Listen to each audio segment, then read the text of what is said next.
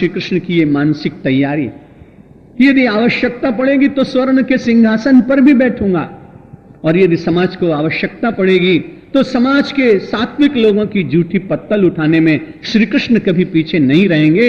इसी के कारण हमने शायद उनको भगवान माना, क्योंकि उनके जीवन में दोनों समान वृत्ति दिखाई पड़ती हैं। जब कभी आवश्यकता पड़ती है तो रंगशाला में नृत्य करते हैं, बड़े आनंदित होते हैं, और जब आवश्यकता पड़ती है तो युद्ध में राक्षसों का वध करते समय रक्त के छींटे पीतांबर पर पड़ते हैं, वह उनका उग्र रूप दिखाई पड़ता है। कहां सौम्य, कहां सरल, कहां भक्त वत्सल, और कहां वज्र के समान कठोर, ये दोनों स्वरूप दिखाई पड़ते हैं। हमारा आपका मन भी बड़ा चंचल है ना। गुजरात में एक बड़े प्रसिद्ध कथाकार हैं, वृद्ध हैं, कृष्ण शंकर शास्त्री जी, महर्षि दधीच के अवतार मालूम पड़ते हैं। जब भी कभी मुझे मिलते हैं, लगभग 15-20 वर्ष से केवल फलाहार और एक समय, मुझे उनके प्रति बड़ी श्रद्धा जागती है।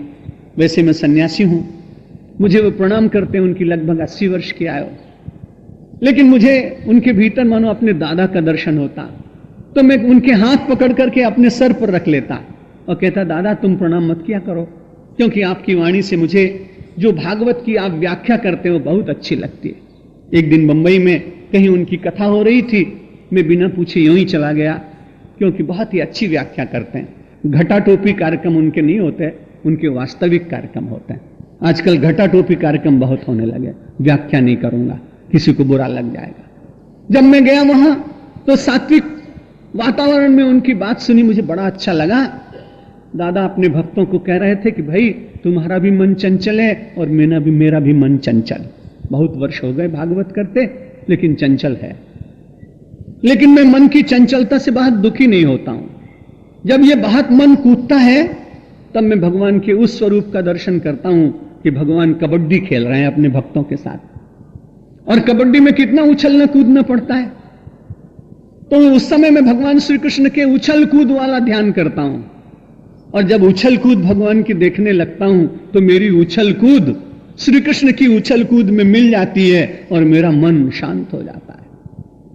और जब कभी मेरा मन सौम्य और शांत होता है तब मैं भगवान का वो ध्यान करता हूं जो किसी कदम्ब वृक्ष के नीचे और अपने त्रिभंगी लाल वक्र होकर खड़े हुए और अपने हाथ अपने मुख पर वंशी रखकर बजा रहे हैं। मैं उस स्वरूप का ध्यान करता हूं, मेरा मन एकदम शांत हो जाता है।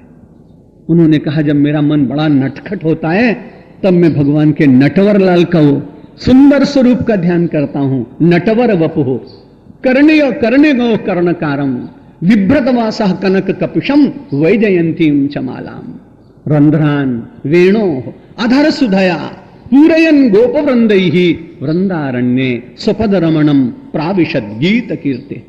वृंदावन के अरण्य में भगवान नटवर के रूप में और वहां प्रविष्ट हो रहे हैं, उस स्वरूप का हम ध्यान करते हैं। निर्माण मोहा द्वित संग दोषाः अध्यात्म नित्या विनिवृत्त कामाः। छोटी छोटी बात है, समाज में रहकर ये सब सीखा जा सकता है।